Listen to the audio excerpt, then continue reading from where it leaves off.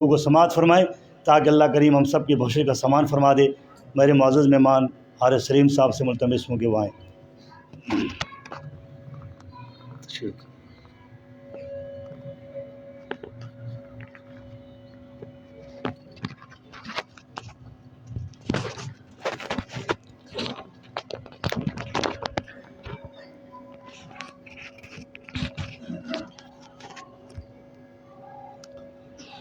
السلام علیکم ورحمۃ اللہ وبرکاتہ۔ درود شریف پڑھ لیں۔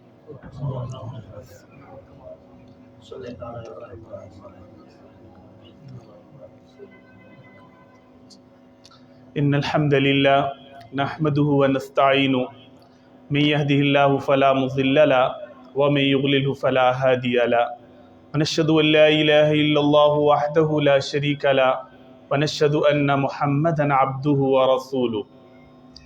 قال الله تبارك وتعالى في القرآن المجيد إنا نحن نزلنا الذكر وإنا له لحافظون۔ وقال النبي صلى الله عليه وسلم إن الله تعالى يرفع بهذا الكتاب أقواما ويضع به آخرين أو كما قال عليه الصلاة والسلام۔ محترم سامعین، آج ہم سب کا یہاں جمع ہونا قرآن پاک کی تکمیل کے حوالے سے ہے، اور یہ صحابہ کرام کی سنت ہے کہ وہ قرآن پاک کی تکمیل پر جمع ہوا کرتے تھے اور جمع ہو کر اللہ کے حضور دعا کیا کرتے تھے، کیونکہ حدیث میں آتا ہے، حضرت انس رضی اللہ تعالیٰ عنہ نقل کرتے ہیں، مع کل ختمۃ دعوت مستجابہ، جب بھی قرآن پاک مکمل ہوتا ہے اللہ تعالیٰ اپنے ذمے لازم کر لیتے ہیں کہ ایک دعا تو فوراً قبول کروں گا، ورنہ مومن کی کوئی دعا رد نہیں جاتی، لیکن دعا کے اثرات کچھ عرصے بعد ظاہر ہوتے ہیں، اس کی نعمتیں کچھ عرصے بعد ہمیں ملتی ہیں، لیکن اس موقع پہ اللہ فرماتے ہیں ایک دعا تو میں فوراً تمہیں قبول کر کے دوں گا، انشاء عجلہا او اخرہا، اب تمہاری مرضی ہے کہ دنیا کی کوئی چیز مانگ لو یا آخرت کی کوئی چیز مانگ لو۔ اب یہاں پر معصوم بچے اللہ کا قرآن پڑھتے ہیں، نبی علیہ الصلوۃ والسلام کی نعتیں پڑھتے ہیں، یقین کر لیں کہ اس سے بڑی سعادت کوئی نہیں ہے۔ اور یہ جو مدرسہ قائم ہوا، یہاں پر جتنی محنت کے ساتھ پڑھایا جاتا ہے، بچوں کی تربیت کی جاتی ہے، یقین کیجئے کہ آج کے دور میں یہ کسی نعمت سے کم نہیں ہے۔ اور جب بچہ قرآن پاک پڑھتا ہے اور شوق سے آ کے بچے تلاوت کر رہے ہیں، یہ اللہ سے محبت کا اظہار ہے جو کہ قرآن پاک کی شکل میں ظاہر ہو رہا ہے۔ اور جب بچے آ کے شوق سے نعتیں پڑھتے ہیں تو یہ پیارے آقا علیہ الصلوۃ والسلام سے محبت کا اظہار ہے۔ اور یہی دونوں ہستیاں ہیں کہ جن کے بغیر دنیا کا کوئی وجود نہیں ہے، اور نبی علیہ الصلوۃ والسلام کو اللہ نے جو مقام و مرتبہ دیا، اس کی ایک جھلک ہمیں معراج کے موقع پہ نظر آتی ہے کہ نبی علیہ الصلوۃ والسلام نے جب اللہ سے مکالمہ کیا اور یہ پوچھا کہ یا باری تعالیٰ اتخذت ابراہیم خلیلا وموسیٰ کلیما وَأَلَنْتَ لِدَاوُودَ الْحَدِيدَ وَسَخَّرْتَ لِسُلَيْمَانَ الرِّيَاحَ وَأَحْيَيْتَ الْمَوْتَى لِعِيسَىٰ فَمَاذَا جَعَلْتَ لِي۔ کیا باری تعالیٰ آپ نے ابراہیم علیہ السلام کو اپنا دوست بنا لیا کہ لا الہ الا اللہ، ابراہیم خلیل اللہ، موسیٰ علیہ السلام کو اپنا کلیم بنا دیا کہ کلمہ تھا ان کی قوم کا لا الہ الا اللہ موسیٰ کلیم اللہ، داؤد علیہ السلام کو لوہا نرم کر کے معجزہ عطا کر دیا، عیسیٰ علیہ السلام کو اپنی روح قرار دیا اور ان کے لیے مردوں کو زندہ کرنے کا معجزہ دے دیا، سلیمان علیہ السلام کے لیے ہوائیں اور جنات کو مسخر کر دیا، فماذا جعلت لی، میرے لیے کیا خاص بات آپ نے رکھی ہے، مجھے کیا عنایت کریں گے؟ تو اللہ تبارک و تعالیٰ نے کیا ارشاد فرمایا، اولیس قد اعطیتک افضل من ذلک کلی، اے میرے حبیب آپ کے لیے سب سے اعلیٰ چیز رکھی ہے، وہ کیا ہے؟ اللہ ذکرت الا ذکرت معی، قیامت تک میرا اور آپ کا تذکرہ اکٹھا چلے گا، کوئی اس میں دڑار پیدا نہیں کر سکتا۔ لا الہ الا اللہ کافی نہیں ہے نجات کے لیے جب تک محمد الرسول اللہ نہیں ہوگا۔ میں نے اپنا قرب عطا کر دیا کہ قیامت تک یہ تذکرے اکٹھے چلیں گے۔ اب پورا قرآن اٹھا کے دیکھیے، جہاں پہ اللہ کا ذکر وہاں پہ اللہ کے حبیب کا ذکر، اطیعوا اللہ و اطیعوا الرسول، آمنوا باللہ و رسولہ ومن یعص اللہ و رسولہ، جہاں پہ اپنا ذکر وہاں پہ اپنے حبیب کا ذکر۔ اس لیے دونوں چیزیں مطلوب ہیں، قرآن کی بھی تلاوت کیا کریں اور بچوں کو نعتیں بھی پڑھایا کریں، نعت بھی سکھایا کریں، تاکہ اللہ سے محبت کا بھی اظہار ہو اور نبی کریم صلی اللہ علیہ وسلم سے محبت کا بھی اظہار ہو۔ اور یہ نبی علیہ السلام کو بڑا پسند تھا۔ نبی علیہ السلام کے 3 شاعر تھے جو نبی علیہ السلام کے لیے نعتیں پڑھا کرتے تھے، حسان بن ثابت رضی اللہ تعالیٰ عنہ، عبداللہ بن رواحہ رضی اللہ تعالیٰ عنہ، کعب بن زہیر رضی اللہ تعالیٰ عنہ، یہ نعتیں پڑھا کرتے تھے۔ اور جو حضرت حسان بن ثابت کی تو آپ نے ڈیوٹی لگائی تھی کہ یہ قریش مکہ میری حج و نگاری کرتے ہیں، تم ان کو جواب دو، وروح القدس معک، اور جبرائیل امین آپ کے ساتھ کھڑے ہوں گے، آپ کی مدد کریں گے۔ اور حسان ابن ثابت اس کا جواب دیا کرتے تھے، نبی علیہ السلام سنا کرتے اور آپ تبسم فرمایا کرتے کہ کیسے حسان ابن ثابت جواب دیتے ہیں، اور ان کا جو کلام ہے آج کے دور کا نعتیہ کلام ایک طرف اور حسان ابن ثابت کی کچھ اشعار ایک طرف، کوئی دنیا کا کلام اس کا مقابلہ نہیں کر سکتا۔ وَأَحْسَنُ مِنْكَ لَمْ تَرَ قَطُّ عَيْنِي وَأَجْمَلَ مِنْكَ لَمْ تَلِدِ النِّسَاءُ خُلِقْتَ مُبَرَّأً مِنْ كُلِّ عَيْبٍ كَأَنَّكَ قَدْ خُلِقْتَ كَمَا تَشَاءُ۔ یہ ایسا کلام ہے، پوری دنیا کا نعتیہ کلام ایک طرف رکھیں اور دوسری طرف یہ کلمات رکھیں تو اس کا مقابلہ نہیں ہو سکتا۔ کیا کہتے ہیں ابو سفیان رضی اللہ تعالیٰ عنہ، جب تک وہ رضی اللہ تعالیٰ عنہ نہیں بنے تھے اس وقت ان کو جواب دے رہے ہیں کہ پیارے آقا علیہ السلام کی شان کیا ہے، وَأَحْسَنُ مِنْكَ لَمْ تَرَ قَطُّ عَيْنِي، آپ سے زیادہ حسین آج تک میری آنکھ نے دیکھا نہیں، وَأَجْمَلُ مِنْكَ لَمْ تَلِدِ النِّسَاءُ، آپ سے زیادہ جمیل اور خوبصورت آج تک کسی ماں نے جنا نہیں، خُلِقْتَ مُبَرَّأً مِنْ كُلِّ عَيْبٍ، اللہ نے آپ کو ہر عیب سے پاک پیدا کیا، كَأَنَّكَ قَدْ خُلِقْتَ كَمَا تَشَاءُ، گویا کہ آپ ایسے پیدا ہوئے کہ آپ نے اپنی تخلیق خود کی۔ جیسے کسی کو کہہ دیا جائے کہ اپنے آپ کو پیدا کرو اور اپنی مرضی سے اپنے اعضاء کی تخلیق کرو، آپ تو ایسے پیدا کیے گئے۔ کبھی کعب بن زہیر، کبھی حسان بن ثابت نبی علیہ السلام کی نعتیں پڑھتے ہیں، اور آپ اس پہ حیران ہوں گی کہ قرآن کو پڑھیں تو بسا اوقات تو ایسا لگتا ہے کہ اللہ تبارک و تعالیٰ اپنے حبیب کی نعت پڑھ رہے ہیں، جیسے نبی علیہ السلام کا اللہ تعالیٰ تذکرہ کرتے ہیں۔ وَالضُّحَىٰ وَاللَّيْلِ إِذَا سَجَىٰ مَا وَدَّعَكَ رَبُّكَ وَمَا قَلَىٰ وَلَلْآخِرَةُ خَيْرٌ لَكَ مِنَ الْأُولَىٰ۔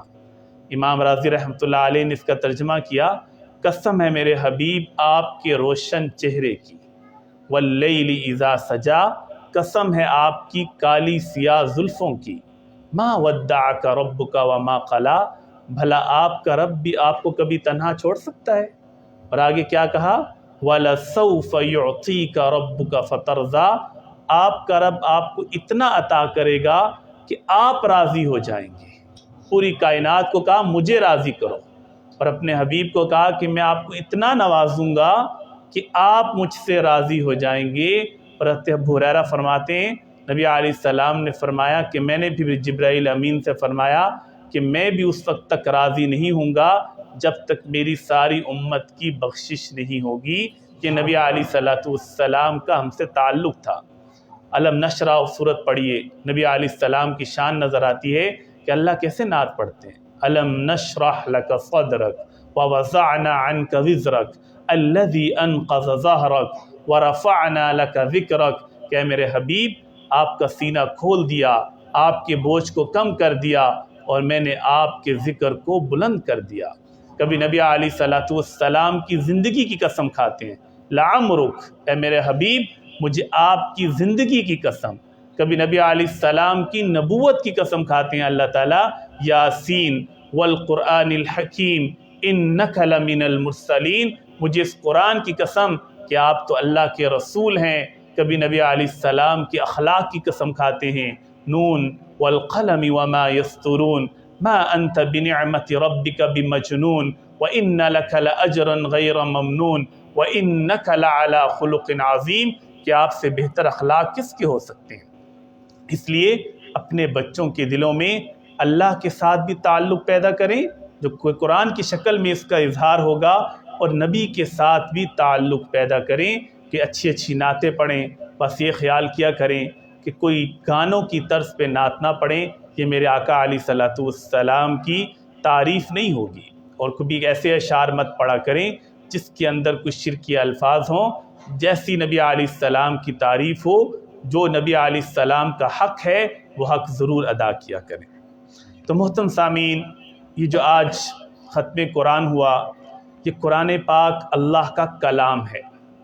اس سے پہلے جتنی بھی کتابیں آئیں وہ اللہ کا کلام نہیں تھیں، وہ اللہ کی کتاب تھی۔ کتاب کا مطلب کیا ہے؟ فرشتوں سے لکھوا کر انبیاء علیہ السلام کے حوالے کر دیا گیا۔ اللہ نے اس کا تلفظ نہیں کیا، اس کا کلام نہیں کیا، لیکن قرآن پاک کے ایک ایک حرف کو اللہ تعالیٰ نے اس کا کلام کیا۔ یہ پورا کلام پاک اللہ کی ذات سے نکلا ہے، اسی وجہ سے آج تک کوئی اس کے اندر تبدیلی نہیں کر سکا کہ اللہ کے کلام اور اللہ کی صفت میں تبدیلی کیسے آ سکتی ہے۔ جب سے اللہ کی ذات ہے تب سے اللہ کا کلام بھی موجود ہے۔ تو یہ قرآن پاک اللہ کا کلام ہے، اللہ کی صفت ہے، اور قیامت تک رہنے والا معجزہ ہے۔ نبی علیہ السلام کو اللہ نے بہت سے معجزات دیے، ہم سیرت میں پڑھتے ہیں، کبھی آپ چاند کے 2 ٹکڑے کرتے ہیں، کبھی نبی علیہ السلام کے انگلیوں سے اللہ تعالیٰ چشموں کو جاری کر دیتے ہیں۔ بے شمار ہم نے نبی علیہ السلام کے معجزات پڑھے، لیکن قیامت تک رہنے والے 2 معجزات ہیں جس کا ہر انسان مشاہدہ کر سکتا ہے۔ پہلا معجزہ جو کہ حج کے موقع پہ نظر آتا ہے کہ نبی علیہ السلام حج کر کے واپس آ رہے، ایک روایت میں آتا ہے کہ حضرت ابو ہریرہ ہیں، اور دوسری روایت میں آتا ہے کہ حضرت ابو موسیٰ اشعری رضی اللہ تعالیٰ عنہ ہیں، اور نبی علیہ السلام سے پوچھتے ہیں، یا رسول اللہ، ہم نے 3 دن شیطان کو کنکریاں ماری، اور ہر صحابی نے ایک دن 21 کنکریاں ماری۔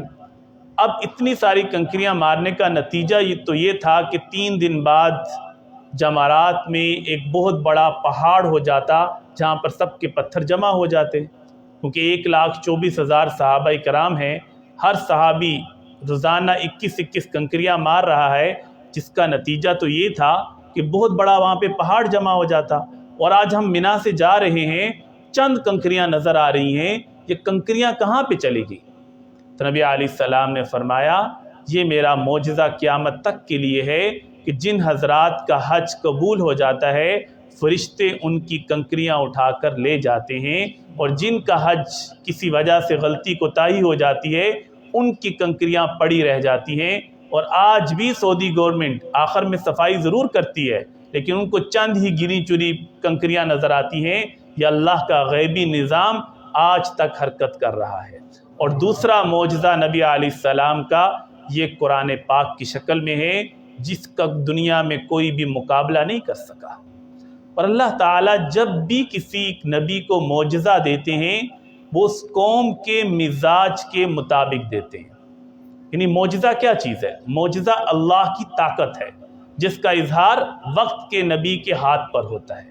اور اللہ بتاتے ہیں کہ تمہیں جس چیز پر ناز ہے، اللہ کی طاقت اس سے بہت بڑی ہے۔ جیسے موسیٰ علیہ السلام کے دور میں بڑے بڑے جادوگر تھے، اور جادو کا اتنا رواج تھا کہ ہر کوئی جادو سیکھ رہا ہے، اور جادوگروں کو بڑی آہو بھگت کی جا رہی ہے۔ تو اللہ تبارک و تعالیٰ نے موسیٰ علیہ السلام کو لاٹھی ایسے اسلحہ بنا دیا کہ سارے جادوگر حیران ہو گئے۔ فَأُلْقِيَ السَّحَرَةُ سَاجِدِينَ، اور سجدے میں گر گئے۔ وہ جانتے تھے کہ یہ جادو نہیں ہے، یہ اللہ کی طاقت کا اظہار ہے۔ اللہ نے بتایا کہ اللہ کی طاقت کیا ہے۔ عیسیٰ علیہ السلام کے دور میں بڑے بڑے حکیم اور طبیب سامنے آ گئے کہ ہم ہر بیماری کا علاج کر لیں گے۔ اللہ تعالیٰ نے عیسیٰ علیہ السلام کو کہا کہ ہم تمہیں ایسا معجزہ دیتے ہیں کہ سارے حکیم اور طبیب حیران رہ جائیں گے۔ مادر زاد اندھے، جو پیدائشی اندھے ہیں، اس کو بینائی عطا کر رہے ہیں اللہ کے حکم سے۔ آج بھی اس کا علاج نہیں ہے، ایک انسان مر گیا ہے، مرے ہوئے کا کون علاج کر سکتا ہے؟ عیسیٰ علیہ السلام کہتے ہیں قم بإذن اللہ، وہ شخص کھڑا ہو جاتا ہے اللہ کے حکم سے، تو اللہ نے فرمایا کہ بتاؤ اللہ کی طاقت بڑی ہے یا تمہاری طاقت بڑی ہے؟ اب نبی علیہ السلام کا جب دور آیا، عربوں کو ناز تھا، عرب ہمیں کہتے ہیں عجم، عجم کا مطلب ہے گونگے لوگ، کہ تمہارے پاس کون سی زبان ہے، نہ کوئی فصاحت ہے، نہ کوئی بلاغت ہے، نہ تم اشعار فی البدی بول سکتے ہو۔ ان کا بچہ ایک ایک مجلس میں ہزاروں اشعار بولتا تھا فی البدی، اور بڑا ان کو ناز تھا اپنی زبان دانی پر کہ کوئی ہے ہمارے جیسا کلام کرنے والا۔ تو اللہ نے اسی کمزوری کو پکڑا کہ تم اس چیز پہ بڑا ناز ہے، تو آؤ نبی علیہ السلام کو ہم قرآن کی شکل میں ایک ایسی خوبصورت کتاب دیتے ہیں، تم اس کا مقابلہ کر کے دکھاؤ۔ اور عرب کے بڑے بڑے میلے لگتے، سب سے بڑا میلہ لگتا حج کی سیزن میں عکاس کا میلہ، جہاں پہ سارے بڑے بڑے شعراء آتے، نابغہ زبیانی کو اوپر بٹھایا جاتا اور لوگ اپنا کلام لے کر آتے۔ ادھر سے خنسہ آتی ہے، حسان بن ثابت آتے ہیں، زہیر ابن ابی سلمہ آتا ہے اور اپنا کلام رکھتا ہے، اور جس کا کلام اس سال سب سے بہترین ہوتا سونے کے پانی سے لکھ کر بیت اللہ پہ لٹکا دیا جاتا، کہ بہت بڑا اعزاز ہے، پورا سال لٹکا رہے گا، لوگ اس کو دیکھتے رہیں گے، پڑھتے رہیں گے، اس قبیلے کی بڑی شان و شوکت ہوگی۔ اب 7 ایسے معلقات بیت اللہ پہ لٹکائے گئے کہ عرب نے کہا کہ اس سے خوبصورت کلام پیدا ہو ہی نہیں سکتا۔ سالوں سال گزر گئے، وہ 7 بڑے معلقے اور قصیدے بیت اللہ پہ لٹکے ہوئے ہیں۔ نبی علیہ السلام نے نبوت کا اعلان کیا۔ اب جو قرآن پاک اترتا گیا، اب ان کے جو ورثاء تھے وہ آتے تھے اور اپنا کلام اتار کر باہر لے جاتے، کہتے کہ آج ہم نے ایسا کلام سنا کہ ہمارا کلام اس کے ساتھ مطابقت نہیں رکھتا۔ ایک ایک کر کے سارے معلقات اتر گئے، ایک معلقہ رہ گیا امرؤ القیس کا، جو بہت بڑا شاعر تھا۔ نبی علیہ السلام نے بھی اس کا کلام سنا تو فرمایا کہ الشعر الشعراء، کتنا بڑا شاعر ہے، کیا تشبیہات استعمال کرتا ہے۔ اب اس کا کلام بیت اللہ پہ لٹکا ہوا ہے۔ قفا نبکی من ذکری حبیب و منزلی بسقط اللوا بین الدخول فحوملی فتوزح فالمقرات لم يعف رسمها لما نسجتها من جنوب وشمال ترى بعر الارام في عرساتها وقيعانها كأنها حب فلفل كأني غداة البين يوم تحمل لدى ثمرات الحي ناقف حنزلی۔ اب یہ پورا قصیدہ لٹکا ہوا ہے۔ اب جو ہی سورۃ کوثر اترتی ہے اور نبی علیہ السلام حرم کے اندر سورۃ کوثر کی تلاوت کر رہے ہیں، انا اعطیناک الکوثر فصل لربک وانحر ان شانئک هو الابتر، کیونکہ ہمیں تو عربی سے واقفیت نہیں ہے، ہمیں نہیں معلوم کہ اس سورت کے اندر کیا فصاحت و بلاغت ہے، ہمیں تو بس اتنا پتہ ہے کہ قرآن کی سب سے چھوٹی سورت ہے۔ لیکن عرب نے جب اس کو سنا، امرؤ القیس کی بہن نے یہ کلام سنا تو بھاگی ہوئی گئی اور اپنے بھائی کا کلام بیت اللہ سے اتار دیا اور کہنے لگی کہ آج سورہ کوثر سنی ہے، وہ ڈیزرو کرتی ہے کہ اس کو بیت اللہ پہ لٹکایا جائے، میرے بھائی کا کلام اس کے آگے کچھ بھی نہیں ہے۔ یہ عرب جانتے تھے کہ یہ قرآن پاک کتنی خوبصورت کتاب ہے۔ اسی وجہ سے عربوں نے اس کا کبھی چیلنج قبول نہیں کیا۔ جب اللہ تبارک و تعالیٰ نے اس کا چیلنج کیا کہ قُلْ لَئِنِ اجْتَمَعَتِ الْإِنسُ وَالْجِنُّ عَلَىٰ أَن يَأْتُوا بِمِثْلِ هَذَا الْقُرْآنِ، کہ سارے انسان اور جنات جمع ہو جاؤ، قرآن جیسا کلام بنا کے لے آؤ۔ اگر تمہیں یہ لگتا ہے کہ نبی علیہ السلام نے یہ کلام خود معاذ اللہ بنایا ہے تو وہ بھی عرب ہیں، تم بھی عرب ہو۔ نبی علیہ السلام کی زندگی آپ کے سامنے ہے، وہ تو ایک دن سکول بھی نہیں گئے، کسی استاد سے کچھ سیکھا بھی نہیں ہے۔ اگر نبی علیہ السلام ایسا کلام بنا کے لا سکتے ہیں تو تم اس سے بہتر بنا کے لے آؤ، لیکن کوئی اس چیلنج کو قبول کرنے کو تیار نہ ہوا۔ قرآن نے اور آسان کر دیا، فَأْتُوا بِعَشْرِ سُوَرٍ، 10 صورتیں بنا کے لے آؤ، کوئی جواب نہیں آیا۔ قرآن نے کہا فَأْتُوا بِسُورَةٍ، ایک صورت بنا کے لے آؤ، کوئی جواب نہیں آیا۔ قرآن نے یہاں تک کہہ دیا فَلْيَأْتُوا بِحَدِيثٍ مِثْلِهِ، قرآن جیسی ایک صورت، ایک بات بنا کے لے آؤ، لیکن کوئی اس کا جواب نہیں دے سکا۔ عرب نے تو سرنڈر کر دیا کہ ہمارے بس کی بات ہی نہیں ہے، ہم قرآن کا مقابلہ نہیں کر سکتے۔ جو قرآن کی مقابلے کی کوششیں کی وہ عجم نے کی، جیسے ابن مقفع ایران کا بہت بڑا ادیب تھا، اس کی مشہور کتاب ہے کلیلہ و دمنہ عربی لغت کے اندر۔ الف لیلہ و لیلہ اس کی مشہور کتاب ہے. لوگوں نے اس کو پکڑا کہ قرآن ایک چیلنج کر رہا ہے، تم اتنے بڑے عربی کے ادیب ہو، تم اس چیلنج کو قبول کیوں نہیں کرتے؟ اس نے کہا میرے بس کی بات نہیں ہے. لوگوں نے لالچ دی کہ تمہارے پورے سال کا خرچہ ہم اٹھائیں گے، تم اتنا پیسہ دیں گے، تم 1 سال محنت کرو، کمرے میں بند ہو جاؤ اپنے گھر میں اور قرآن جیسا کلام بنانے کی کوشش کرو. 1 سال کے لیے گھر میں بند ہو گیا، کسی سے ملاقات نہیں ہے اور بیٹھ کے سوچ رہا ہے، قرآن کو پڑھتا ہے اور اس جیسا کلام بنانے کی کوشش کرتا ہے. 1 سال گزر گیا. سال کے بعد اس کو لگا کہ میں نے کچھ کلام بنا لیا ہے. اب باہر نکلتا ہے اور ابن مقفع نے بعد میں اسلام قبول کیا. خود اپنا واقعہ بتاتا ہے کہ سال کی محنت کے بعد میں گھر سے باہر نکلتا ہوں، اپنی گلی سے آگے گیا تو ایک گھر کا دروازہ کھلا تھا اور کھڑکی سے ایک بچی کی آواز آ رہی تھی. چھوٹی بچی ہے اور قرآن کی اس آیت کی تلاوت کر رہی تھی. وَقِيلَ يَا أَرْضُ ابْلَعِي مَاءَكَ وَيَا سَمَاءُ أَقْلِعِي وَغِيضَ الْمَاءُ وَقُضِيَ الْأَمْرُ وَاسْتَوَتْ عَلَى الْجُودِ وَقِيلَ بُعْدًا لِلْقَوْمِ الظَّالِمِينَ. یہ قرآن کی سب سے فصیح آیت ہے جس کی 19 الفاظ ہیں اور 21 قسم کی بلاغت ان 19 الفاظ کے اندر ہے. تشبیہ بھی ہے، استعارہ بھی ہے، کنایہ بھی ہے، مجاز عقلی بھی ہے، مجاز مرسل بھی ہے، اجاز بھی ہے، اتناب بھی ہے، مساوات بھی ہے، جناس بھی ہے، مقابلہ بھی ہے. اتنی قسم کی بلاغت کی اقسام اس آیت کے اندر ہے.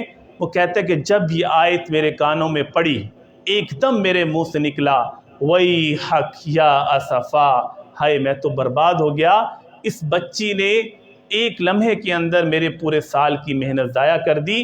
اسی وقت اس کلام کو پھاڑا اور اسلام قبول کر لیا. یہ قرآن کا اعجاز ہے. آج ہمیں اندازہ ہی نہیں ہے اس قرآن کی طاقت کیا ہے. اللہ فرما رہے ہیں لو انزلنا هذا القرآن على جبل لرأيته خاشعا متصدعا من خشیۃ اللہ. اگر اس قرآن کو ہم کسی پہاڑ پر نازل کریں تو پہاڑ بھی ریزہ ریزہ ہو جائے. یہ اس قرآن کی طاقت ہے. لیکن ایک بچہ 6 سال کا، 8 سال کا، 10 سال کا اس قرآن کو اپنے سینے میں محفوظ کیے ہوئے ہے. کیا ہم اندازہ کر سکتے ہیں اس کی طاقت کا، اس کی نورانیت کا اندازہ کر سکتے ہیں؟ کتنا منور اس کا دل ہوگا اور کتنی روحانی طاقت اس کے پاس ہوگی جس کے دل میں وہ قرآن پاک ہے کہ پہاڑ اس کے وزن کو برداشت نہیں کر سکتے. اس بچے نے کیسے اس کو اٹھایا ہوا ہے، یہ اللہ نے اس کو طاقت دی ہے. اور بڑے بڑے مقابلہ کرنے والے آئے. ایک اور ادیب آیا کہ میں مقابلہ کرتا ہوں. اب اس نے قرآن کو پڑھنا شروع کیا. قرآن کا اس کو ایک اسلوب بڑا خوبصورت لگا. قرآن نے بڑے نئے اسلوب متعارف کروائے. عرب کے پاس یہ اسلوب نہیں تھا کہ کوئی بھی ایسی بات جو بڑی انہونی بات ہو، قرآن نے اس کو ایک نئے انداز سے بیان کیا. القارعہ مل قارعہ وما ادراک مل قارعہ، کھڑکھڑانے والی. پھر قرآن نے کہا مل قارعہ، کیا ہے کھڑکھڑانے والی؟ وما ادراک مل قارعہ، اور آپ کو کیا معلوم کہ کھڑکھڑانے والی کیا ہے؟ اب آہستہ آہستہ سسپینس پیدا ہو رہا. القارعہ کھڑکھڑانے والی، مل قارعہ کیا ہے کھڑکھڑانے والی، وما ادراک مل قارعہ، اور تمہیں کیا معلوم کہ وہ کھڑکھڑانے والی چیز کیا ہے؟ جب یہ تجسس اپنی کلائمیکس پہ پہنچتا ہے تو ایک دم اللہ جواب دیتے ہیں کہ وہ کیا ہے. یوم یکون الناس کالفراش المبثوث وتکون الجبال کالعہن المنفوش. وہ قیامت کا دن ہے جب لوگ بکھرے ہوئے پتنگوں کی طرح گھوم رہے ہوں گے اور پہاڑ روئیں کے گالوں کی طرح اڑ رہے ہوں گے. اب یہ قرآن کا اسلوب ہے جو قرآن نے بہت جگہوں پہ بیان کیا. الحاقہ مل حاقہ وما ادراک مل حاقہ. اب اس نے اس اسلوب کو اٹھایا اور کہا کہ میں مقابلہ کرتا ہوں، اور اس کے بعد کلام بنائے کہ الفیل ہاتھی، مل فیل کیا ہے ہاتھی، وما ادراک مل فیل، اور تمہیں کیا معلوم کہ وہ ہاتھی کیا ہے. خرطوم صغیر و اذن کبیر، کہ اس کی لمبی سی سونڈ ہے اور چھوٹے چھوٹے کان ہیں. اب آپ خود سوچئے، شاید عربی کی اتنی سمجھ نہ ہو، ان دونوں کا موازنہ کیجئے کہ جب ایک شخص کہتے ہیں الفیل ہاتھی تو فوراً ہاتھی کا سٹرکچر ذہن میں آ جاتا ہے. اب آگے تو سسپینس پیدا ہی نہیں ہو رہی کہ مل فیل ہاتھی کیا ہے، یہ تو سوال ہی پیدا نہیں ہو رہا. پھر وما ادراک مل فیل کا سوال پیدا نہیں ہو رہا. اور آپ کلام کا موازنہ کر کے دیکھ لیں، اس لیے اس کلام کو خود انہوں نے آگے کوٹ نہیں کیا، یہ لوگ بھی جانتے تھے کہ قرآن کا ہم مقابلہ نہیں کر سکتے، قرآن ایسی خوبصورت کتاب ہے۔ اس لیے محترم سامعین، اس قرآن کے ساتھ اپنا تعلق بنانا۔ دیکھیں، آج ہمیں لگتا ہے کہ بچے کو ہم حفظ کے لیے ڈال دیتے ہیں تو پتہ نہیں 3-4 سال کے بعد حفظ کرے گا تو پتہ نہیں دنیا کے اعتبار سے کتنا پیچھے چلے جائے گا۔ آپ یقین کریں کہ بچہ کبھی پیچھے نہیں جاتا۔ آپ اگزامپل اٹھا کے دیکھ لیں، جن بچوں نے حفظ کیا اللہ ان کے ذہن کو ایسے کھول دیتے ہیں۔ اور چلیں اگر اس کے 2 سال 3 سال وہ پیچھے چلا بھی گیا، اس کے بدلے میں آپ نے حاصل کیا کیا؟ آپ ذرا سوچیے تو صحیح کہ قیامت کے دن وہ اعزاز و اکرام کیا ہوگا جو حافظ قرآن کو ملے گا اور اس کے والدین کو ملے گا۔ حدیث میں آتا ہے جب قیامت کا دن ہوگا، سورج 1 میل کے فاصلے پر ہوگا، زمین تانبے کی طرح سرخ ہوگی اور ہر شخص پسینے میں شرابور ہوگا، اور اللہ تعالیٰ شدید غصے کے اندر لن یغضب قبلہ ولا بعدہ ابدا، نہ آج سے پہلے ایسا غصہ کبھی آیا نہ آج کے بعد آیا ہوگا۔ اس موقع پر جب پریشانی کے عالم میں ہوں گے، اس موقع پر اللہ تبارک و تعالیٰ جو اعزاز دیں گے، آپ ذرا تصور کیجئے، پوری انسانیت کے سامنے اللہ تعالیٰ حافظ قرآن کے والدین کو بلائیں گے۔ اور حدیث میں آتا ہے البس والداہ تاجا یوم القیامہ، والدین کے سروں پر، والد اور والدہ ان کے سروں پر سونے کا تاج رکھا جائے گا، اور وہ اتنا منور ہوگا کہ نبی علیہ السلام نے فرمایا کہ اگر اس ٹائم دنیا میں آ جائے تو سورج کی روشنی ماند پڑ جائے، اتنا منور تاج ان کو پہنایا جائے گا۔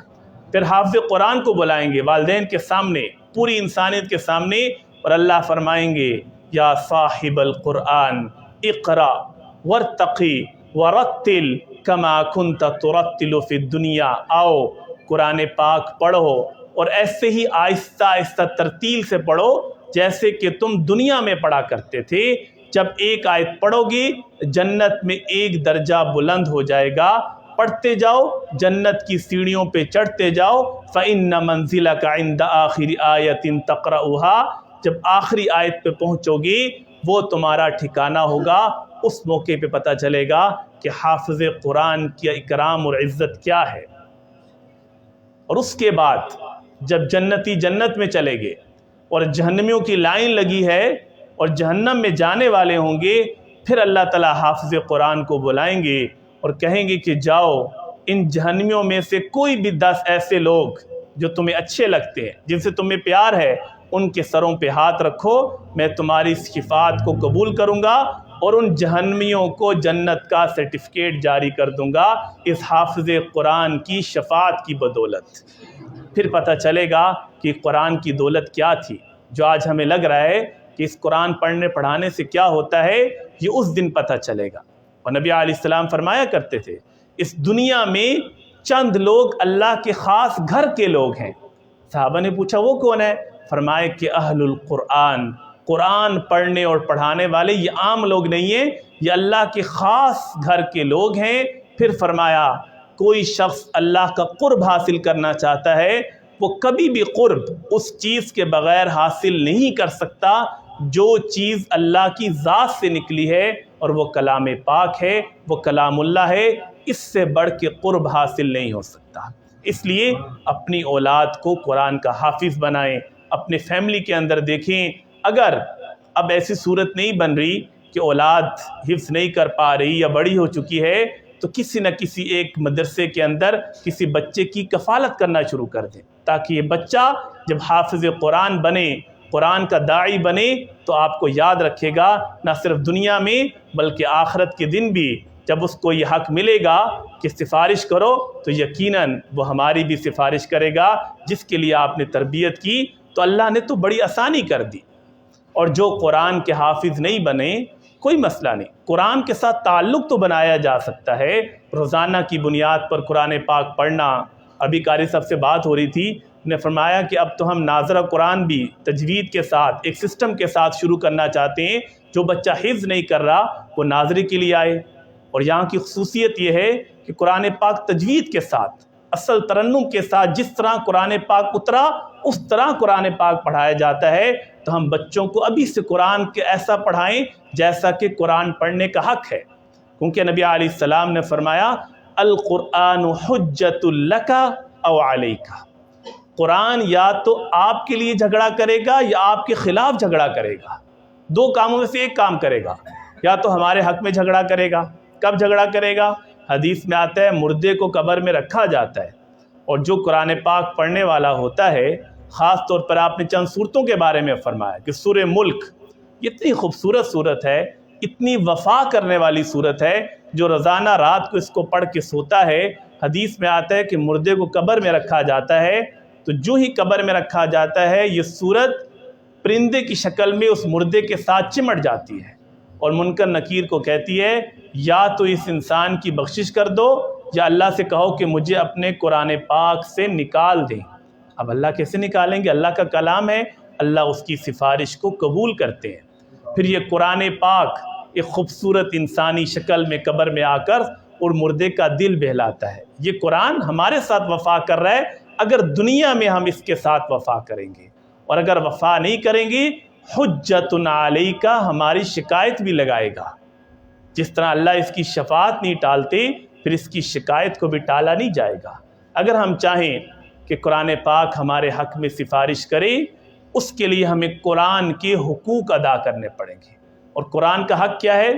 پہلا حق یہ ہے کہ قرآن پاک پر ایمان لانا۔ الحمدللہ ہم سب کا ایمان ہے، اللہ کا کلام ہے، اللہ کی صفت ہے، اور ہر قسم کی غلطیوں سے پاک ہے۔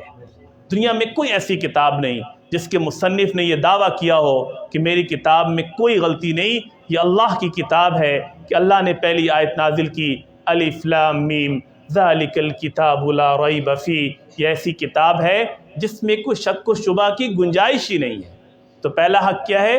قرآن پاک پر ایمان لانا، اور قرآن پاک کو اللہ کا کلام سمجھنا اور ہر قسم کی غلطیوں سے پاک سمجھنا۔ اور دوسرا حق کیا ہے قرآن پاک کا؟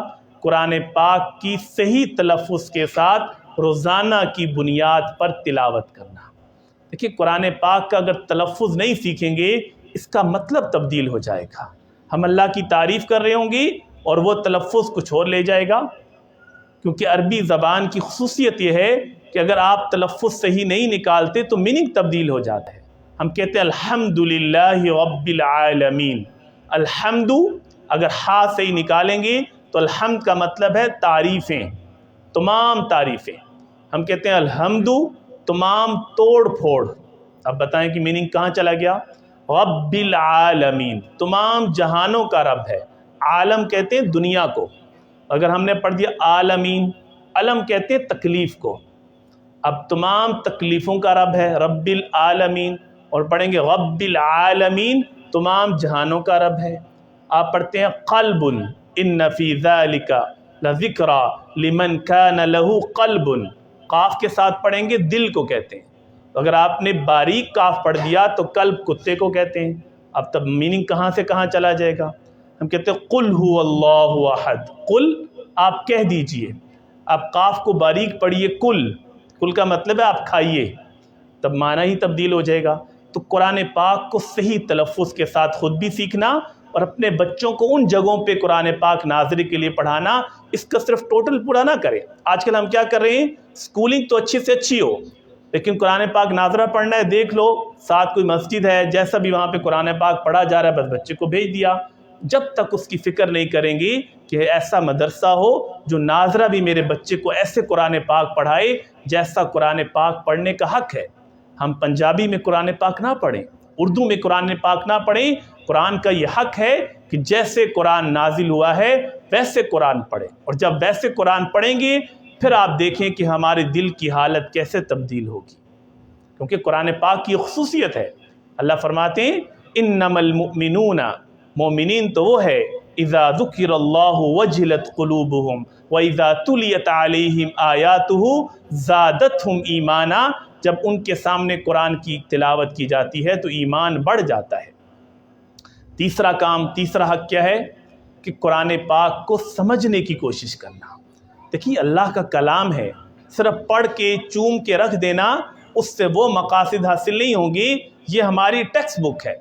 دیکھیں آج اگر ہمیں کوئی نان مسلم کہے کہ ہمارا بیسک لٹریچر کیا ہے، تو ہماری ایسی کتاب جس میں کسی کا کوئی اختلاف نہیں ہے وہ قرآن پاک ہے، ہم اس کو قرآن پاک دیں گے۔ اگر وہ پوچھ لے کہ اس میں لکھا کیا ہوا ہے، دل سے بتائیے کیا جواب دیں گے؟ مجھے تو پتہ ہی نہیں کہ قرآن پاک میں کیا لکھا ہے، اللہ نے مجھ سے کیا خطاب کیا ہے۔ تو قرآن پاک سمجھنے کی کوشش کرنا، جہاں پر بھی درس قرآن ہو وہاں پہ بیٹھ جائیں، کسی بھی اچھے عالم سے قرآن پاک کی تفسیر پڑھنے کی کوشش کرنا، اور آپ یقین کیجئے جب قرآن پاک ہمیں سمجھ آنا شروع ہو جائے گا، ہم ان تمام فرقہ واریت سے باہر نکل آئیں گے۔ جب قرآن پہ عمل کریں گے، چھوٹے چھوٹے جھگڑوں سے باہر نکل آئیں گے جس کے اوپر آج ہم اپنی ساری انرجی ضائع کر رہے ہیں، اور اللہ سے وہ تعلق بنے گا، کیونکہ قرآن میں تو اللہ نے ہمیں سے وہ تعلق بنایا ہے، وہ محبت کا اظہار کیا ہے جو ہمیں معلوم ہی نہیں ہے۔ آج اللہ اور ہمارے درمیان معاذ اللہ غلط فہمی پیدا ہو چکی ہے۔ آج مجھے معلوم ہی نہیں ہے کہ میرا اللہ مجھ سے کتنا پیار کرتا ہے۔ آپ قرآن اٹھائیں گے، جب قرآن کا آغاز کریں گے، الحمدللہ رب العالمین، تمام تعریفیں اللہ کے لیے۔ کون اللہ؟ الرحمن الرحیم، یہ اللہ کا تعارف ہے۔ بتائیں کتنی محبت پیدا ہوگی جب قرآن کی آیت پڑھیں گے۔ اللہ تعالیٰ کہتے ہیں یا ایھا الانسان ما غرک بربک الکریم، اے انسان تجھے اپنے کریم رب سے کس نے دھوکے میں ڈال دیا؟ کیا اللہ سے تعلق پیدا نہیں ہوگا؟ جب قرآن کی آیت پڑھیں گے، قل یا عبادی الذین اسرفوا علی انفسہم لا تقنطوا من رحمت اللہ، کیا میرے نافرمان بندو کبھی اللہ کی رحمت سے مایوس مت ہونا۔ ان اللہ یغفر الذنوب جميعا، اللہ سارے گناہ معاف کر سکتا ہے، اللہ کو کون پوچھنے والا ہے؟ کیا اللہ سے تعلق نہیں بنے گا؟ سورہ حجر کی آیت پڑھیں، نبی عبادی، پیارے آقا علیہ السلام کو اللہ خطاب کر رہے ہیں کہ اے میرے حبیب بندوں کو جا کے بتائیے، انی انا الغفور الرحیم، میں تو بخشنے والا رحم کرنے والا ہوں۔ تو جب قرآن پاک سمجھیں گے تو آپ یقین کریں اللہ سے تعلق بنے گا، اور جس دن اللہ کی محبت دل میں آ گئی، آپ یقین کر لیں گناہ کرنے کا دل ہی نہیں چاہے گا، گناہ کرنے سے نفرت پیدا ہو جائے گی۔ آج ہمیں نیکی کا شوق کیوں نہیں ہے؟ اللہ سے وہ تعلق نہیں ہے۔ جب اللہ سے تعلق بنے گا، دیکھیں صحابہ اللہ کے نام پہ جان دینے کو کیوں فخر محسوس کرتے تھے، ان کو کیوں مزہ آتا تھا۔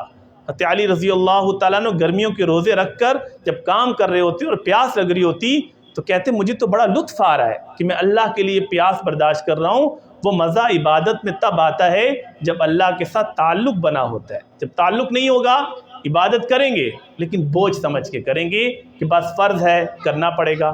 تو یہ تعلق تب بنے گا جب قرآن کو سمجھنے کی کوشش کریں گے۔ اور چوتھا حق کیا ہے؟ قرآن پاک پر عمل کرنا۔ دیکھیں قرآن پاک نے کوئی ہم سے بہت بڑی ڈیمانڈ نہیں کی۔ پورے قرآن کا خلاصہ کیا ہے؟ ایک تو قرآن نے عقائد کے اوپر بات کی کہ اپنے عقیدہ درست کر لیں، دوسرا عبادات کے اوپر بات کی، اور عبادات کا بھی کوئی لمبا چوڑا سلیبس نہیں ہے۔ 5 وقت کی نماز ہے جو ہر ایک نے پڑھنی ہے، اس کے بعد زکوٰۃ سال کے بعد ہے، وہ بھی اس پر جس کے پاس پیسے ہیں، صاحب نصاب ہے، اور صرف کتنی 2.5%، اور خود کیلکولیشن کرنی ہے، کوئی تمہارے اوپر چیک بیلنس نہیں ہے، اللہ دیکھ رہا ہے، اور زکوٰۃ بنتی ہے تو 2.5% کے اعتبار سے دے دو، اور دینی بھی کس کو ہے؟ اپنے رشتہ داروں کو دینی ہے۔ کون سا مشکل کام ہے؟ سال کے بعد 1 مہینے کے روزے رکھنے ہیں، وہ بھی وہ شخص جو مریض نہیں ہے رکھ سکتا ہے، نہیں رکھ سکتا فدیہ دے دو، اس کا بھی حل بتا دیا، اور اگر استطاعت ہے تو زندگی میں 1 بار حج کر لو۔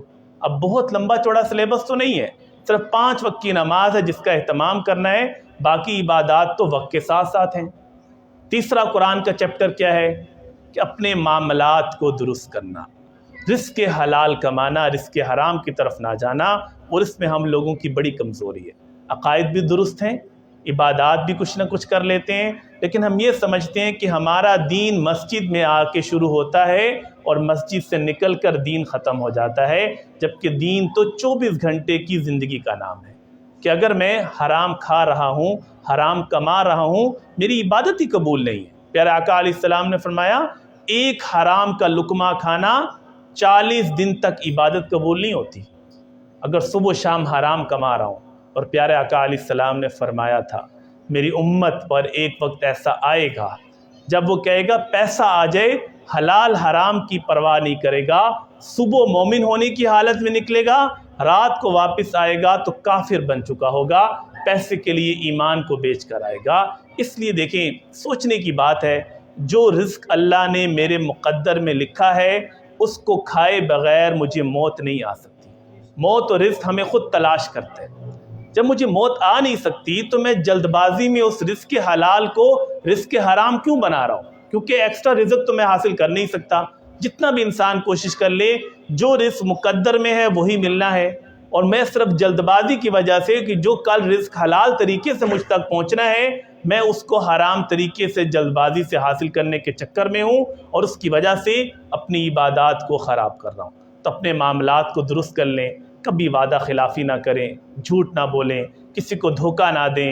یہ ساری چیزیں قرآن نے ہمیں سکھائیں۔ اوفو بالعہد، وعدے پورے کرو۔ ان العہد کان مسئولا، اس وعدے کے بارے میں سوال کیا جائے گا۔ لعنت اللہ علی الکاذبین، جھوٹ مت بولنا، جھوٹے پر تو اللہ کی لعنت برستی ہے۔ یہ ساری چیزیں قرآن ہمیں سکھا رہا ہے۔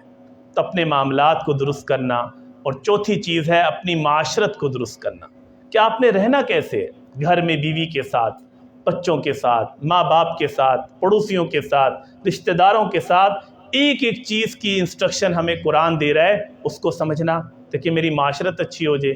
اور پانچویں چیز ہے کہ اپنے اخلاق کو درست کر لینا، اس کی بہت بڑی کمی ہے۔ دیکھیں آج اتنی اخلاقی گراوٹ ہے کہ نوجوان سوشل میڈیا یوز کرتے ہیں، ہمیں نہیں اندازہ کہ ہم جو ایک جملہ کہیں پر لکھتے ہیں ہمیں اس کا حساب دینا پڑے گا۔ یہ جو کرامن کاتبین بیٹھے ہیں یہ ایک ایک جملہ لکھتے ہیں، اور اللہ کیا فرما رہے ہیں؟ ما یلفظ من قول الا لدیہ رقیب عتید، جو لفظ تمہارے منہ سے نکلتا ہے میرے فرشتے اس کو نوٹ کر لیتے ہیں، اور اس کے بارے میں تمہیں جواب دینا پڑے گا۔ اگر کسی کے بارے میں کوئی بات کی، کسی کا مذاق اڑایا، کسی کو تانا دیا، کسی کو برے ناموں سے پکارا، کسی کی جاسوسی کی، غیبت کی، ان ساری چیزوں سے قرآن منع کر رہا ہے۔ تو اپنے اخلاق کو درست کرنا یہ پورے قرآن کا خلاصہ ہے۔ اور محترم سامعین، آج ایک دہریت کا دور ہے، اور لوگوں نے قرآن پڑھنے پڑھانے کو بیکار جاننا شروع کر دیا ہے، اور ایسی تحریکیں نکلنا شروع ہو گئی ہیں جو کہتی ہیں کہ قرآن پاک یاد کرنے کا کیا فائدہ ہے، اب تو ہر چیز محفوظ ہے، کیوں اس کے اوپر اتنی محنت کی جا رہی ہے؟ پیارے آقا علیہ الصلوۃ والسلام نے صحابہ کو قرآن پاک یاد کروایا، اور یہ اللہ کا غیبی نظام ہے۔ یہ نظام دنیا میں کسی قوم کے پاس نہیں ہے کہ اس کی کتاب کو لوگ زبانی یاد کر رہے ہوں۔ آپ بڑے سے بڑے راہب کو، پوپ کو، ان کے مونک کو لے آئیں اور کہیں کہ ذرا بائبل ہمیں زبانی سنانا۔ ایک عیسائی کو آپ پیدا نہیں کر سکتے، سامنے نہیں لا سکتے جو پوری بائبل آپ کو زبانی سنا دے۔ کوئی ہندو پنڈت آپ نہیں لا سکتے جو اپنی رامائن، مہابھارت یا اپنی ویدوں کو زبانی سنا دے۔ کوئی جو یہودی ہے وہ اپنی تورات زبانی نہیں سنا سکتا۔ کوئی بدھ مذہب کا ماننے والا اپنی کتاب کو زبانی نہیں سنا سکتا۔ یہ تو اللہ نے ہمیں ایسا کرم کیا کہ قیامت تک اس سلسلے کو جاری کر دیا، اور آج بھی پوری دنیا میں سب سے زیادہ حفاظ کرام وہ پاکستان کے اندر موجود ہیں۔ یہ ہمارا اعزاز ہے۔ تو کبھی اس محنت کو رائے گاہ مت جانے دیں، اور بچوں کو حافظ قرآن بلائیں۔ اور جو لوگ یہ کہتے ہیں کہ شاید قرآن پڑھ لیں گے تو ہم پیچھے رہ جائیں گے، اور قرآن ہمیں منع کرتا ہے کہ آپ سائنس سے دور ہو جائیں گے، ہم قرآن کو پڑھیں تو صحیح۔ جتنا قرآن ہمیں ماڈرن سائنس سکھاتا ہے دنیا کی کوئی اور کتاب نہیں سکھاتی۔ ایک ایک فیلڈ قرآن کی سائنس کی اٹھا لیں، اس کو قرآن کے سامنے رکھیں تو آپ حیران ہو جائیں گے۔ 1400 سال پہلے اللہ تعالیٰ ہمیں پوری سائنس سکھاتے ہیں۔ باٹنی کے اندر ہم ایک تصور پڑھتے ہیں پولینیشن کا، کہ جو پلانٹس ہیں اس کے اندر میل اور فیمیل کا تصور ہوتا ہے، ان کے اندر بھی ریپروڈکشن ہوتی ہے، اور جب وہ افزائش نسل کرتے ہیں تو ان کے پودے آگے چلتے ہیں۔ اب یہ تصور لوگوں نے سمجھا کہ ہم نے 18ویں صدی میں نکال لیا۔ اب قرآن کی سورت یاسین اٹھائیے، سبحان الذی خلق الازواج کلھا، اللہ فرما رہے ہیں پاک ہے وہ ذات جس نے ہر چیز کے جوڑے جوڑے بنائے۔ سبحان الذی خلق الازواج کلھا، پاک ہے وہ ذات جس نے ہر چیز کو پیئرس میں پیدا کیا۔ مما تنبت الارض، خاص طور پہ وہ چیزیں جو تم زمین سے نکالتے ہو، اللہ نے اس کی بھی جوڑے جوڑے بنائے۔ تو بتائیں کہ یہ پولینیشن کا تصور سب سے پہلے کس نے دیا؟ اسی طریقے سے بایو کے اندر بات ہوتی ہے کہ پانی کے بغیر وجود نہیں ہے۔ وہ کہتے ہیں سب سے بیسک یونٹ ہے انسانی زندگی اور جانور کے اندر سیل، اور سیل میں کیا ہے؟ پانی ہے۔ جب تک پانی نہیں ہوگا کوئی انسانی زندگی کا وجود نہیں ہو سکتا۔ اور 17ویں سپارے میں اللہ کیا فرماتے ہیں؟ وَجَعَلْنَا مِنَ الْمَاءِ كُلَّ شَيْءٍ حَيٍّ، ہم نے ہر جاندار چیز کو پانی سے پیدا کیا۔ 1400 سال پہلے اللہ نے یہ تصور واضح کیا۔ آج دنیا کہتی ہے کہ فنگر پرنٹس ہماری شناخت کا سب سے بڑا ذریعہ ہے، کیونکہ فنگر پرنٹس میچ نہیں کرتے کسی کے۔ اور سورہ قیامہ اٹھا کے پڑھیے، جب مشرکین آئے اور نبی علیہ السلام سے فرمایا کہ اللہ تعالیٰ قیامت کے دن سب کو قبروں سے کیسے نکالیں گے؟ ہماری تو ہڈیاں ایک دوسرے کے ساتھ مکس ہو چکی ہوں گی، ہماری شناخت کیسے ہوگی؟ تو اللہ نے جواب دیا بلا قادرین علی ان نسوی بنانا، پہلے ان کے ہم پور فنگر پرنٹس پیدا کریں گے، اس سے ان کی شناخت ہوگی۔ 14 سال پہلے کون جانتا تھا کہ یہ فنگر پرنٹس میچ نہیں کرتے؟ یہ اللہ کا قرآن ہے جس میں آپ کو سائنٹیفک ریالٹیز ملتی ہیں۔ آپ جیولوجی اٹھا کے پڑھیے، جیولوجی کے اندر کیا ڈسکشن ہوتی ہے؟ پہاڑوں کے حوالے سے، زمین کے حوالے سے، موسم کے حوالے سے اللہ نے بتایا کہ بارشیں کیسے ہوتی ہیں۔ اللہ الذی انزل الریاح فتصیر سحابا، کیسے اللہ بادلوں کے ذریعے سے پانی کو کھینچتے ہیں اور دنیا کے اندر لے کر آتے ہیں۔ زمین کی ساخت کیسی ہے یہ اللہ نے قرآن میں بتایا۔ والارض بعد ذلک دحاہا، کہ زمین کو دحیا کی شکل میں پیدا کیا، اور دحیا کہتے ہیں آسٹرچ ایگ، شتر مرغ کا انڈا، اور آج زمین کی ہی شکل نظر آتی ہے۔ قرآن کی سورت ہے سورۃ الحدید، جس میں اللہ نے فرمایا کہ وَأَنزَلْنَا الْحَدِيدَ، ہم نے لوہے کو آسمان سے اتارا۔ لوگوں نے پہلے بڑا مذاق اڑایا، تو لوہا تو زمین سے نکلتا ہے، اللہ کا قرآن کیسے کہہ رہا ہے کہ آسمان سے اتارا؟ اب دنیا نے پروف کیا کہ جب لوہے کی میٹیریل کو اٹھا کے دیکھا تو انہوں نے کہا کہ یہ تو زمین کی منرل کے ساتھ میچ ہی نہیں کرتا، اور یہ بلینز ایئرز اگو جس وقت میٹورائٹس جو ستارے ٹوٹے اس کا جو ملبہ تھا وہ زمین میں آیا اور اس سے لوہا بنا، یہ زمین سے نہیں نکلا بلکہ یہ آسمان سے ہی آیا ہے۔ اس کو آج سائنٹسٹ نے پروف کیا۔ آپ میڈیکل سائنس اٹھا کے دیکھیں، ایک ڈاکٹر ہے doctor William Muir, medical doctor ہے، کرسچن ہے، اور اس نے قرآن اور حدیث کے بارے میں بڑا عجیب کلام کیا۔ نبی علیہ السلام کی سیرت کی کتاب لکھی، life of the holy prophet صلی اللہ علیہ وسلم، اور نبی علیہ السلام پر معاذ اللہ بڑی تنقید کی، لیکن ایک موقع پہ آ کے حیران رہ گیا۔ اپنی کتاب میں لکھتا ہے کہ میں میڈیکل ڈاکٹر ہوں، اور جب میں سورۃ مومنون پڑھتا ہوں، اور جہاں پر اللہ تعالیٰ نے انسانی تخلیق کے 7 مراحل بتائے ہیں، وَلَقَدْ خَلَقْنَا الْإِنسَانَ مِنْ سُلَالَةٍ مِّن طِينٍ ثُمَّ جَعَلْنَاهُ نُطْفَةً فِي قَرَارٍ مَّكِينٍ ثُمَّ خَلَقْنَا النُّطْفَةَ عَلَقَةً فَخَلَقْنَا الْعَلَقَةَ مُضْغَةً فَخَلَقْنَا الْمُضْغَةَ عِظَامًا فَكَسَوْنَا الْعِظَامَ لَحْمًا ثُمَّ أَنشَأْنَاهُ خَلْقًا آخَرَ۔ وہ کہتے ہیں یہ 7 سٹیجز اللہ بتا رہے ہیں کہ پہلے ایک انسان ایک سپرم ڈراپ کی شکل میں ہے، پھر کس طرح سے وہ رحم مادر میں آتا ہے، کس طرح سے وہ ایک کلاٹ بنتا ہے، پھر کس طرح سے وہ ایک گوشت کا لوتھڑا بنتا ہے، پھر کس طرح سے وہ ہڈی کی شکل اختیار کرتا ہے، پھر کیسے اللہ تعالیٰ ہڈی کے اوپر گوشت کو چڑھاتے ہیں، پھر کیسے اللہ تبارک و تعالیٰ اس میں روح پھونکتے ہیں۔ وہ کہتا ہے کہ 1400 سال پہلے جب کوئی الٹرا ساؤنڈ نہیں تھا، کوئی مشین نہیں تھی، یہ قرآن کیسے بتا رہا ہے کہ ماں کے پیٹ میں بچے کی تخلیق کے مراحل کیسے تبدیل ہو رہے ہیں۔ اور وہ کہتا ہے کہ ایک سٹیج تو آج تک ہم سکپ کر رہے تھے، جب میں نے قرآن کو پڑھا تو مجھے پتہ چلا کہ یہ سٹیج تو عام میڈیکل سائنس سکپ کر رہی تھی، یہ قرآن نے ہمیں سکھایا۔ فزکس کو اٹھا کے دیکھیں، فزکس بڑی پڑھی ہے قرآن کے حوالے سے، وقت نہیں ہے اس کی تفصیل میں جانے کا، لیکن میں آپ کو اتنا بتا رہا ہوں کہ قرآن پاک اتنی خوبصورت کتاب ہے کہ دنیا کے مسائل کو بھی ڈسکس کرتی ہے، ہماری آخرت کے مسائل کو بھی ڈسکس کرتی ہے۔ اس لیے قرآن کے ساتھ اپنا تعلق بنا لیں۔ تعلق کیسے بنائیں؟ دیکھیں، اللہ کو وہ عمل پسند ہے جو تھوڑا کریں لیکن روزانہ کی بنیاد پر کریں۔ احب الاعمال الی اللہ ادومها وان قل۔ ایک تو آج سے یہ عہد کر لیں کہ ہم نے اس قرآن پاک کو روزانہ پڑھنا ہے، چاہے ایک صفحہ ہی کیوں نہ پڑھیں، اور سوتے وقت یہ عادت بنا لیں کہ سورہ ملک پڑھ کے سونی ہے۔ دیکھیں، ہماری سورہ ملک پڑھنے میں میکسیمم 3 سے 5 منٹ لگیں گے، اور 3 سے 5 منٹ نکالنے پر میرا سب سے بڑا مسئلہ قبر کا ہے، وہ مسئلہ یہ صورت حل کر کے دے رہی ہے، تو مجھے بتائیں کہ گھاٹے کا سودا ہے؟ اگر 24 گھنٹے میں 5 منٹ میں نکال لوں اور سورہ ملک رات کو پڑھ لوں اور میری قبر کی زندگی سکون سے گزر جائے تو مجھے بتائیں پھر بھی اگر میں محنت نہ کروں اور میں بالکل لا ابالی کے ساتھ زندگی گزار دوں، لاپرواہی کے ساتھ، تو یہ کس کی بدقسمتی ہے؟ یہ ہماری بدقسمتی ہے۔ تو قرآن سے ایک تو تعلق بنانا، اپنے بچوں کو قرآن کے لیے وقف کرنا کہ کوئی نہ کوئی بچہ قرآن دیکھیے، قرآن پڑھنے کے بعد جو کچھ مرضی بنائیں، ڈاکٹر بنائیں، انجینئر بنائیں، سب کچھ کریں، آپ کو کوئی منع نہیں کرے گا، لیکن قرآن کا حافظ ضرور بنائیں۔ اس کے بعد آپ دیکھیں اللہ دنیا میں بھی نوازیں گے، آخرت میں بھی نوازیں گے۔ قرآن کی محنت کو ضائع مت کیجیے۔ اور یہ جو رمضان المبارک ہماری زندگی سے جا رہا ہے، اب پتہ نہیں اگلا رمضان ملتا ہے یا نہیں ملتا، اس لمحے کو غنیمت سمجھ لیں اور اس میں اپنے نامہ اعمال کو خوبصورت بنا لیں۔ دیکھیں اللہ تعالیٰ نے ہمارے نامہ اعمال کو کیا کہا ہے؟ اقرأ کتابک، کہ نامہ اعمال ہمارے ہاتھوں میں دیا جائے گا اور پوری انسانیت کے سامنے اللہ فرمائیں گے کہ اس کو پڑھو۔ آپ بتائیں، ہم سوچیں بیٹھ کر، کیا ہمارا نامہ اعمال اس قابل ہے کہ اس کو ہم پڑھ سکیں؟ اپنے والدین بھی ہوں گے، ہماری فیملی کے لوگ بھی ہوں گے، پیارے آقا علیہ السلام بھی ہوں گے، کیا ہم اس کو پڑھ سکتے ہیں؟ نہیں پڑھ سکتے، اس قابل نہیں ہے۔ لیکن ہمارے پاس مہلت ہے۔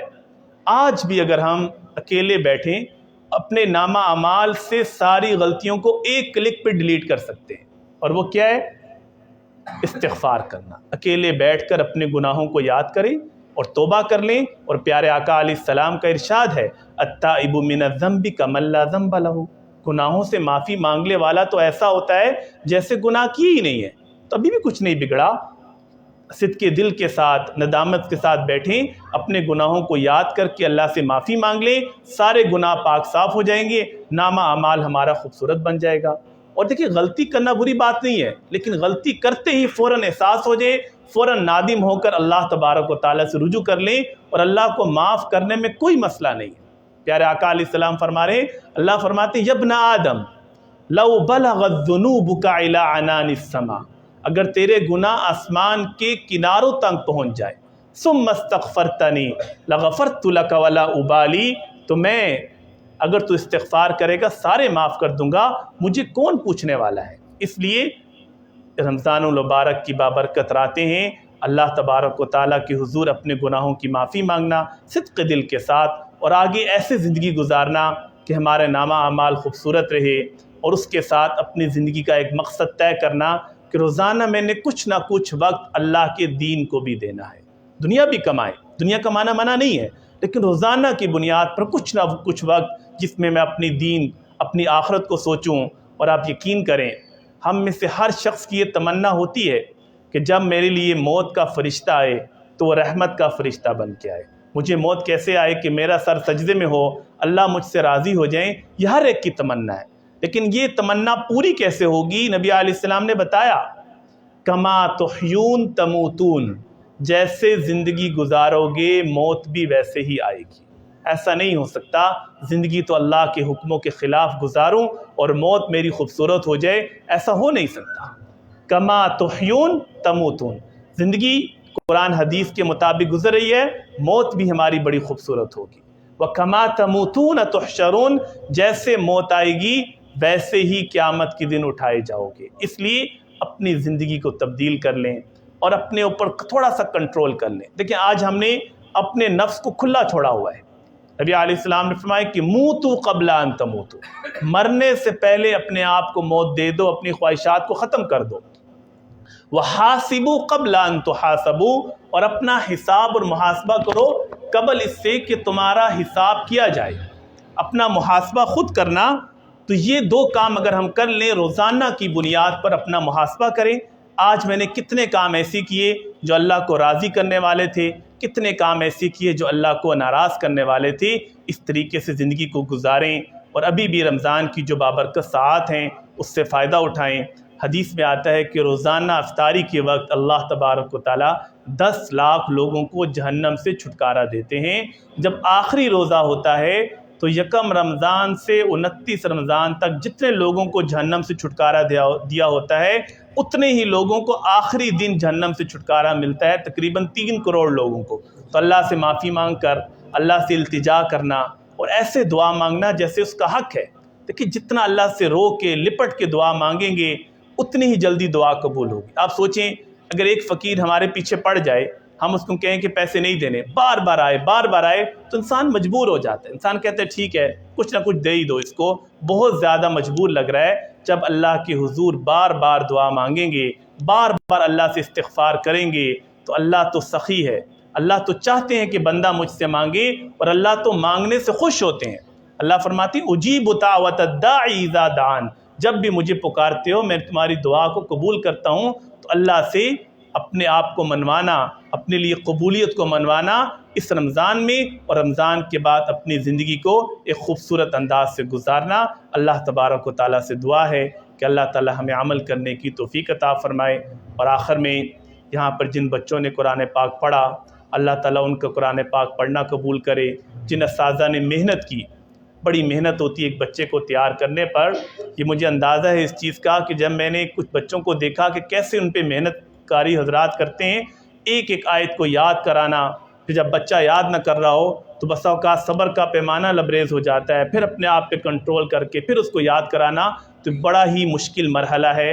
تو اللہ ان قاری حضرات کو بھی اجر جزیل عطا فرمائے، ان کی محنت کو بھی قبول کرے، اور اپنے شان شان ان کو اجر جزیل عطا فرمائے۔ اور جتنے لوگوں نے قرآن پاک سنا، اللہ تعالیٰ ان کا سننا بھی قبول کرے، اور اس قرآن پاک کو ہم سب کے لیے سفارش کرنے والا بنائے۔ اچھا، اب